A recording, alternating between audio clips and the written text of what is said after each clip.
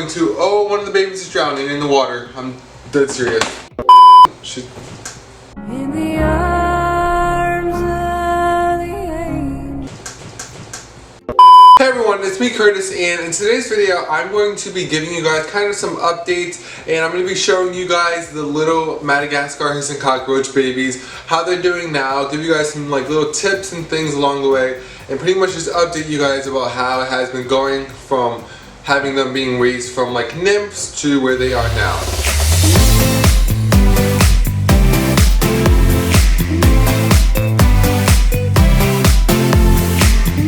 So if this is the first video that you're watching on my channel, or if you're just new to my channel in general, if you do not know, well no, you wouldn't know that my Madagascar and cockroach, Tina, did breed with my male cockroach before he passed away, like 2 months, so I didn't know she was pregnant or anything. But if you didn't watch that video or anything, I will leave a link to that up here in the card so you guys can go check that out. But it was on June 12th of this year that she gave birth to a bunch of baby nymphs. When they're first born, they're very round compared to the size and shape that they are when they're fully grown or even a month old. So they're very round in shape, and they're also very light in color, like a cream, almost white sometimes. I will leave some pictures on screen of the nymphs when they are a few days old, somewhere like over here, so you guys can get an idea of what they look like. And in a second, I'm actually just going to, oh, one of the babies is drowning in the water. I'm dead serious. Alright guys, so I literally just saved this baby roach. I'm not sure how close up it is right now, but she was just in the water and she's dragging the water. This is how big they are now. They are getting massive compared to how big they were when they were first born. So as you guys saw in that photo, how big they were then. They're also not adapted to being handled and everything, which is to be expected. They are an insect. So their mother, Tina, she is fine with handling. Like, I can handle her whenever I want.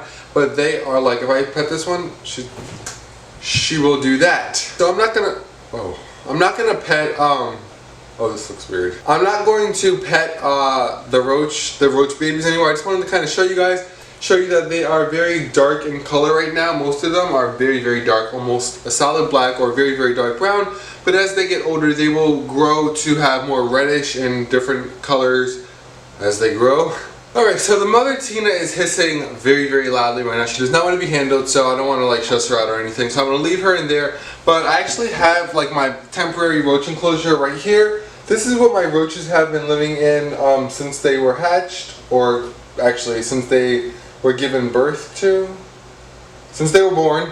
And I'm actually going to very soon update this as they are getting big, and I want them to have a lot of space to reproduce and just thrive anyway. A lot of people ask me what a good beginner pet is, and if any pet YouTuber or any pet owner in general has been asked this question, you would know that a lot of times you will get the answer that it's different for everyone, because it truly is. An animal like a bearded dragon can be a beginner animal for someone like me, or someone who has kind of been having pets for a few years, whereas a roach would be a perfect pet for really anyone that's just starting out. Obviously, people don't really go to pet insects, especially not roaches, the first time around, but they are very intelligent and clean pets, believe it or not. They're actually very much cleaner than we are.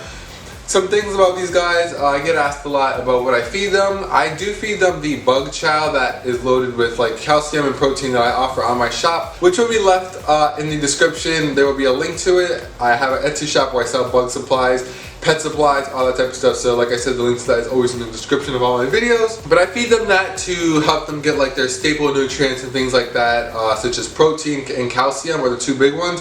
And then a few days out of the week, I do offer them some fresh fruits and vegetables. So spinach, romaine lettuce, butternut squash, carrots, cucumber, tomatoes, and some of the things that they really tend to love. Like I kind of mentioned earlier, I do plan on moving them into either a 10 or 20 gallon tank.